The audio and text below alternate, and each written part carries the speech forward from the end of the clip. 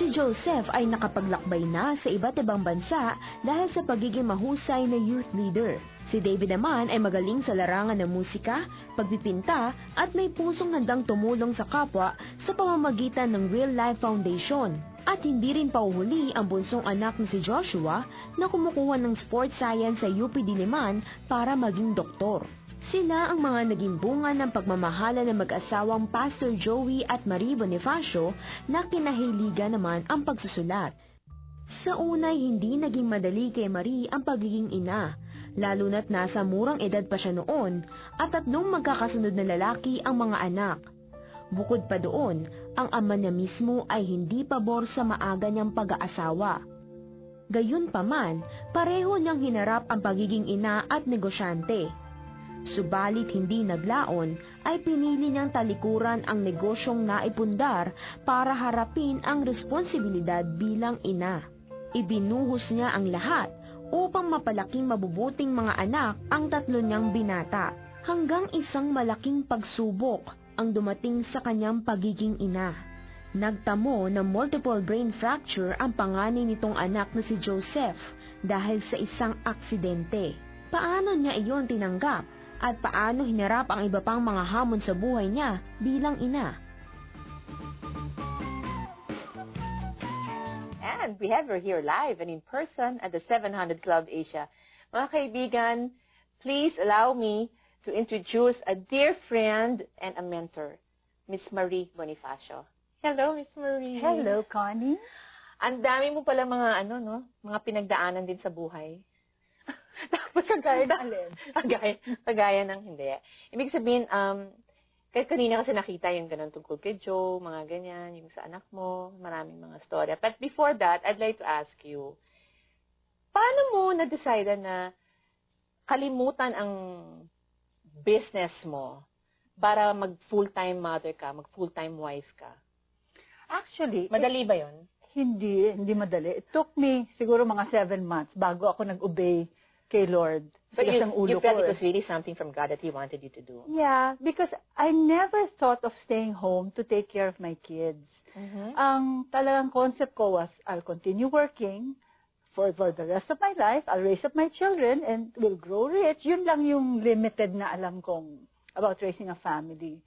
But I had my own design firm. I was doing copywriting, designing labels for products and magazines. So very my profitable business. Yeah, and we needed the money at that time because my husband was a businessman at that time, no? But one night I really felt, because I had 3 children at that time, 3-year-old, 2-year-old, and bagong panganak pa yung isa. Wow, talagang sunod-sunod. Oo nga, medyo busy kami. so, ay sorry, pwede ko ba sabihin? Okay yun. Okay. So, I just felt that I was investing all my time and all my talents into my business, which was great. But I felt that at that point in my life, God really wanted me to stay home and take care of my kids. So you decided to forgo your business when your 3 children were already there. I thought parang when you got married, doon ka nag-decide. No, but remember kasi I had them all in a row. I really felt that this is what God was telling me to do. Now, my husband didn't influence me in my decision because kilala niya ako eh. So sabi niya, Mary, if you want to do that, go ahead and do that. But I don't want na dadating yung panahon, sisisihin mo ako for letting you stay home. So dumating ba yung pagkakataon na nag-regret ka, na bored ka, di ba? Minsan kasi, di ba, parang, ay, nagiging routine. Yes. The first week. The first week. Tagal ako bago nagsisi. No, I decided I had to tell my staff that I was quitting. Okay. And it was ironic kasi sinabi ko sa kanila commitment. Alam mo, talagang this business is here for a long time. But I told them I really have to obey the Lord and I really felt I needed to stay with my sons. Okay. The first week when I was home, na-test yung resolve ko. Because I have a strong-willed son. Si David yung kasama ko sa exhibit na pinakita kanina.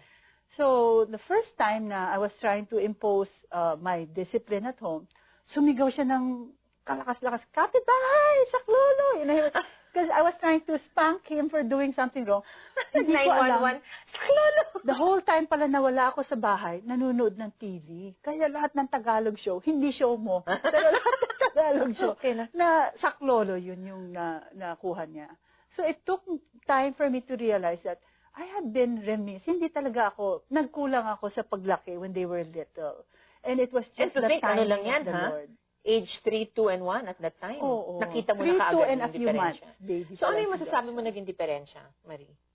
I Ng felt, pag-sacrifice mo ng iyong career for the sake of your family, your you know what? children. I really feel it wasn't a sacrifice. I think it was really a That's gift good, that yeah. God was giving me. I was clueless. Hindi ko naman alam which was the best way, no? But I felt that it was a gift. Not all the time na ganun yung pakiramdam ko. There were times na, mahirap pala nito maging mami. Gusto ko na mag-resign. In fact, tumawag nga ako sa asawa ko. Sabi ko, Joey, magre-resign na ako. I quit. Tapos sabi niya, Han, di ba you quit na? Sabi ko, no, I want to quit being a mom. Ayoko na maging mommy. This is so hard. So, it was something also that the Lord was teaching you, dealing with you about. Yes, being a because mom, I'm being a not wife. used to being a mom of 3 boys. Di ba nga, isa lang ang brother mo, tapos 7 kayo? Ito Youngest ka pa. kaming 7 kayong babae. girl, I'm the youngest of 7 girls. Oo.